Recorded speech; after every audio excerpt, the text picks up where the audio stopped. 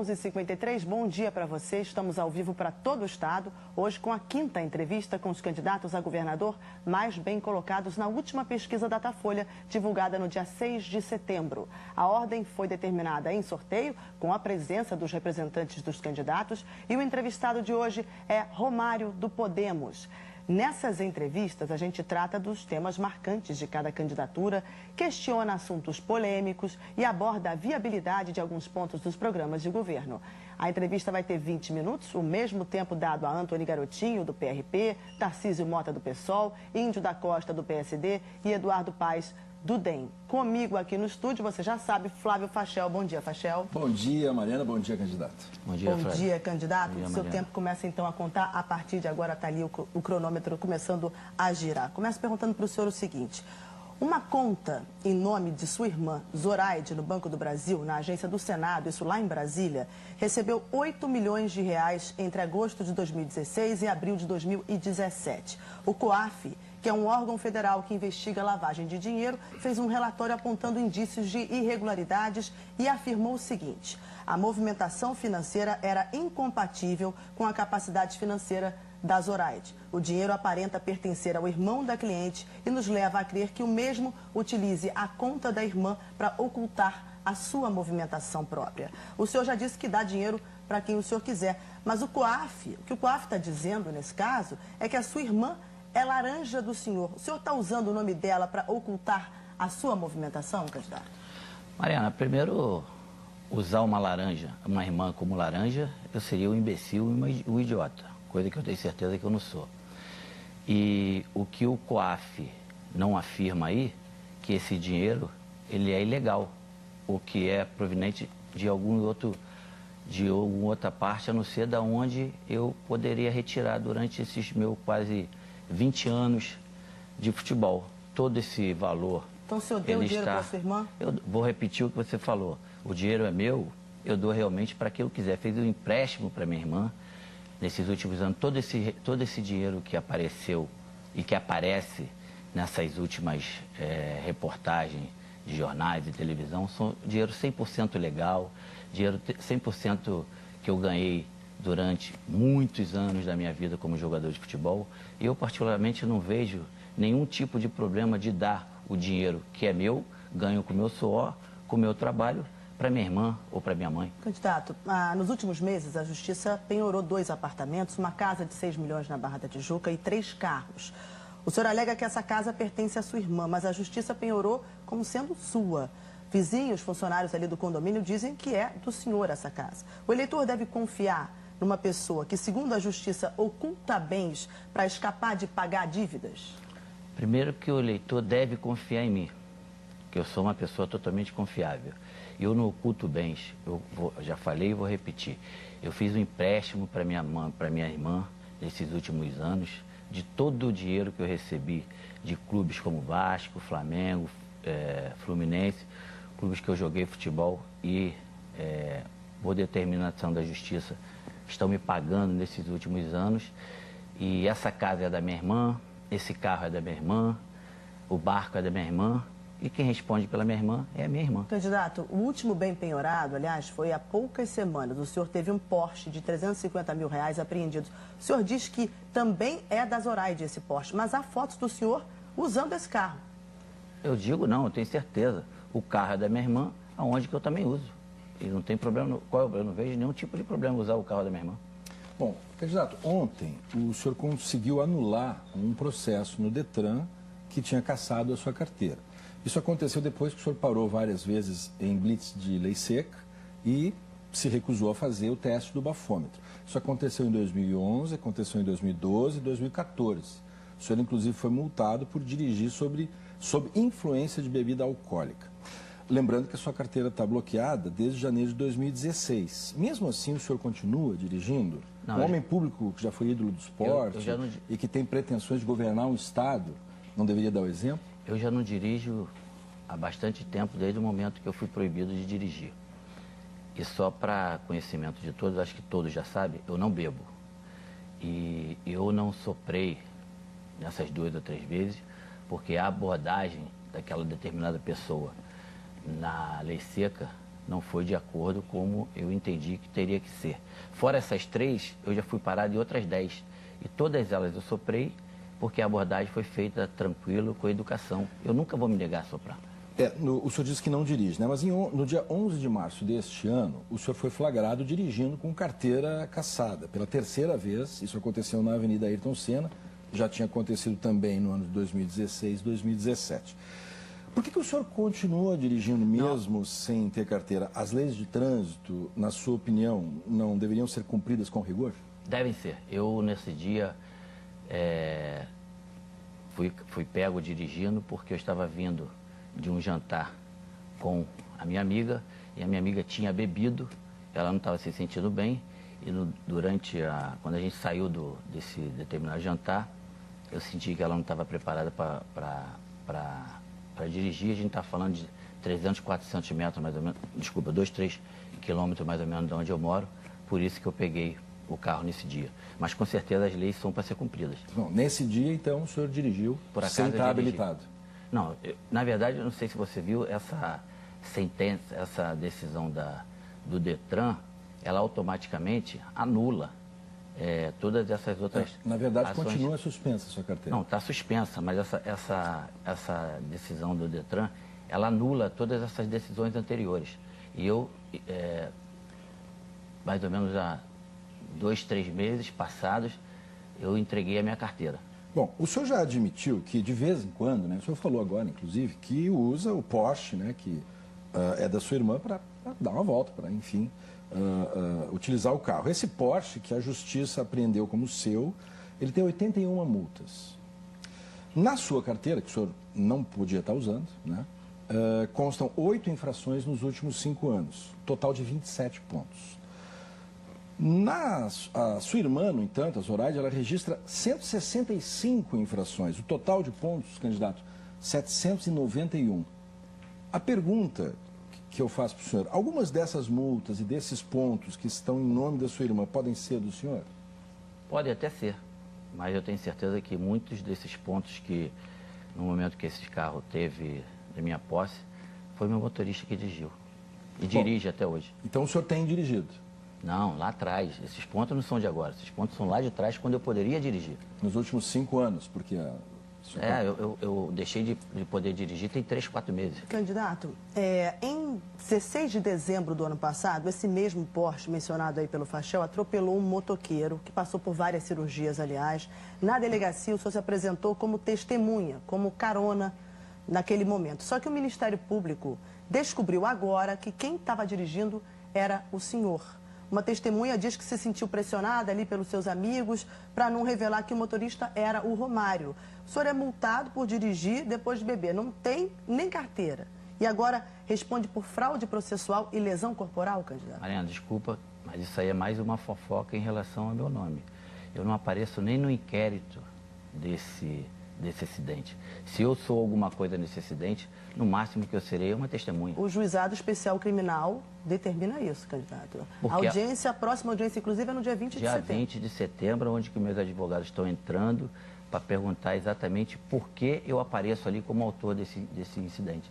Se eleito, candidato, o senhor vai ter autoridade para nomear o próximo presidente do Detran, diante de tanta dificuldade em obedecer essas leis de trânsito? Terei total autoridade para indicar não só o presidente do Detran,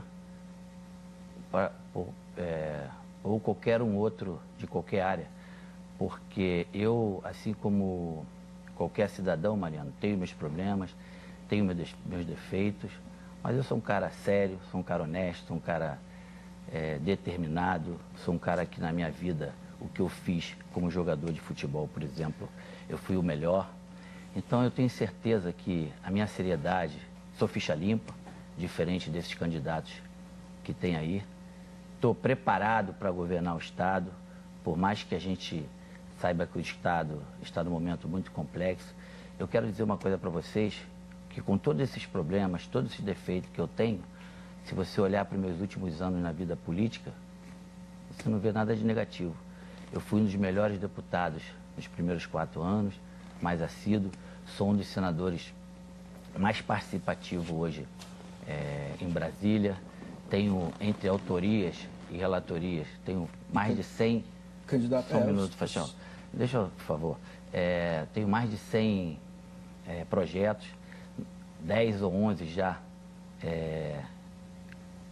aceitos.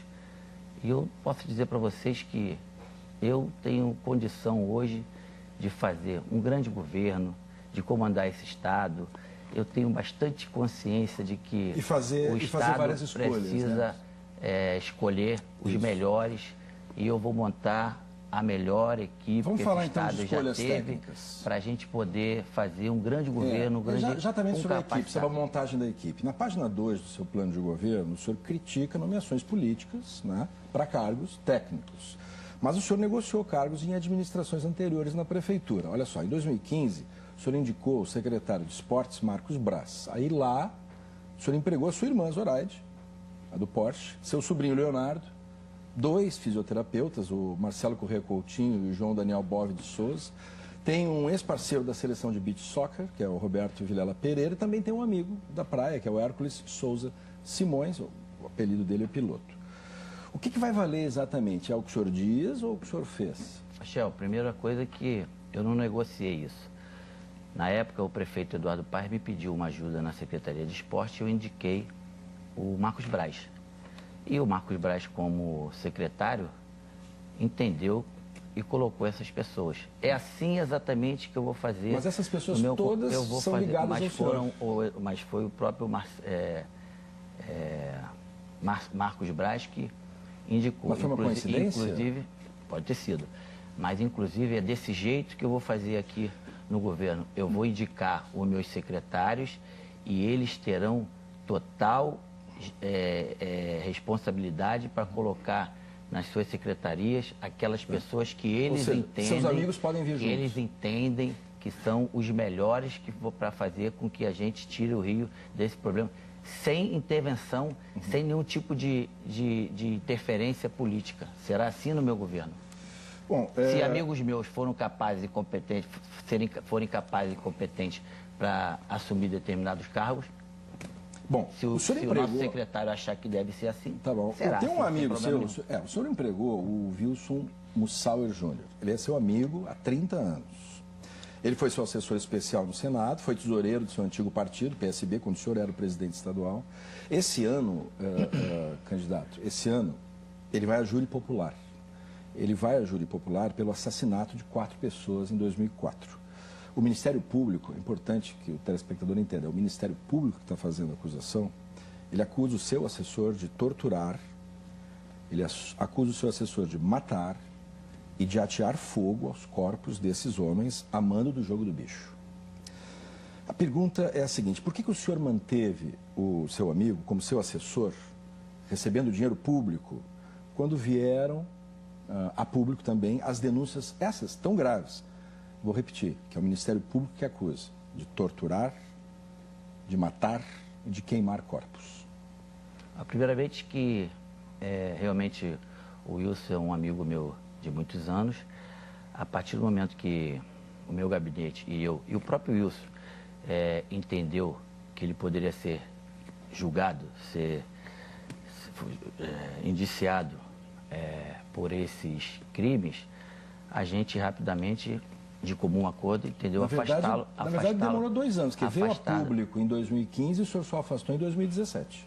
Não, a público, oficialmente, que ele realmente seria acusado, foi mais ou menos 5, 10 dias antes da gente tomar essa decisão, que foi afastá-lo imediatamente. Mas ele virou réu em 2015, no meu gabinete. Ele virou réu em 2015. Olha, eu vou repetir, eu sou uma pessoa do bem, sou uma pessoa que posso até em determinado momento da minha vida ter cometido algumas falhas, ter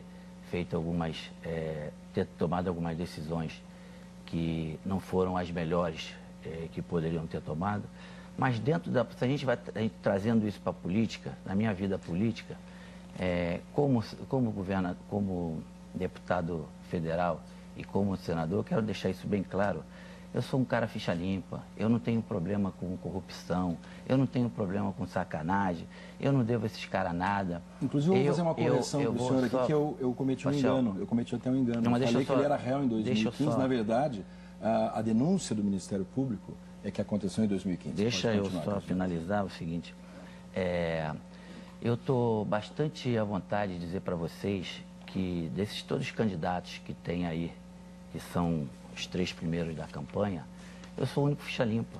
Eu sou o único que não tenho nenhum problema com dinheiro público. Eu sou o único que consegui nesses 8 anos, coisa que é difícil na vida de um parlamentar, estar fora. Eu não participo dessa quadrilha. Candidato. Eu não tenho nenhum tipo de relação com esses bandidos, com esses ladrões que nós temos aí no estado do Rio de Janeiro. Isso que eu queria deixar bem claro para vocês. Problemas tenho, dificuldades em algumas coisas tenho, fiz algumas escolhas que não foram as melhores. Candidato, quem é que não fez? Falando em dificuldade, o senhor já foi preso por não pagar a pensão alimentícia. Perdeu na justiça um imóvel de luxo, um dos condomínios mais caros do Rio, por dívidas com o vizinho. Acumulou dívidas de IPTU, de sua antiga boate, PVA de seus carros. Como é que o senhor vai convencer o eleitor, candidato, que é um gestor capaz de gerir um estado falido, se não consegue administrar suas próprias contas pessoais? Olha, eu acabei de falar. Quando a gente traz tudo isso para a política, a história é outra. Vou repetir, tive meus problemas, tenho meu defeito, todos eles estão sendo resolvidos e serão resolvidos. Mas na política, isso está longe. Eu não tenho nenhum tipo de problema na política.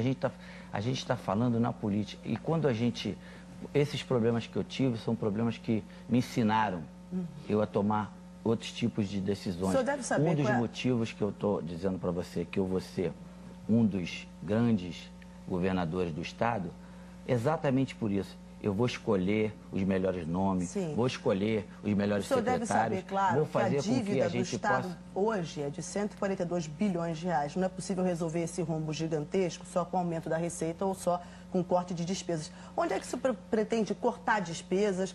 Quais fontes de receita o senhor planeja buscar? Mariana, eu não sou especialista em economia e a prova disso é que o meu primeiro secretário escolhido foi o Guilherme Mercedes, do esquadro da Firjan, que será o chefe da minha fazenda. O que eu posso dizer para você, o Estado só tem uma maneira de funcionar, em todos os segmentos. Primeira coisa, a gente vai ter que fazer e será feito uma auditoria completa nas contas do Estado. A gente vai rever todos os contratos de isenções que existem por parte do Estado e a gente vai dar credibilidade ao Estado. Diminuir essa violência, isso também tem sido um fator muito ruim para que os empresários primeiro continuem e depois voltem a acreditar no Rio.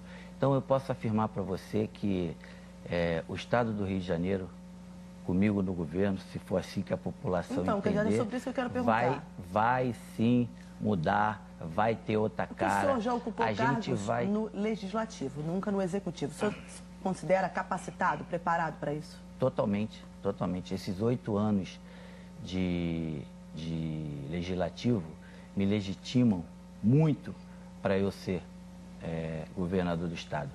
Porque para ser governador do Estado, você não precisa ter experiência. Você vê aí, todos os experiências estão todos presos. Tem alguns candidatos que, inclusive, está para ser. Então, essa experiência que eles têm, eu não tenho. Não me interessa ter esse tipo de experiência. O que eu conheço do Estado é de viver no Estado.